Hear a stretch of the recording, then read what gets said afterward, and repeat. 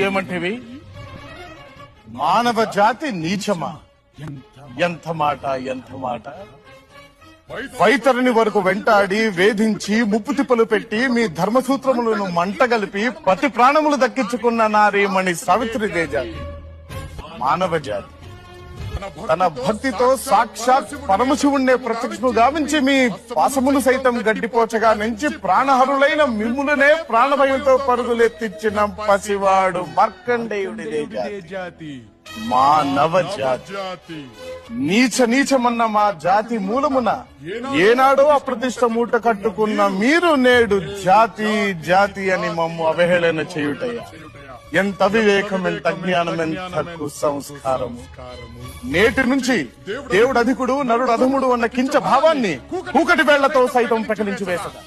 ముక్కులు పొందే ముక్కొట్టి దేవతలు, దిక్కుల నేలే అష్ట దిక్పాలకులు, మనుగడనిచ్చే పంచభూతములు సైతం జయహో నలుడా అని హర్షించే విధముగా ఆ సింహాసనం అధిష్ఠించదా. స్వర్ణమణిమయ రత్న ఖచ్చితాలంకృతమైన ఈ సభా మందిరమున అకుంఠిత సేవారక్ష పరివార సమూహ మధ్యమున భూతల పరిరక్షణ ధర్మ నిలయమైన ఈ రౌరవమున సర్వదా శతదా సహస్రదా పాప పంకిలమైన కుల మత జాతి కూపమును సమూలముగా శాశ్వతముగా ప్రక్షాళన గావించదా. ఎన్ని డౌట్స్?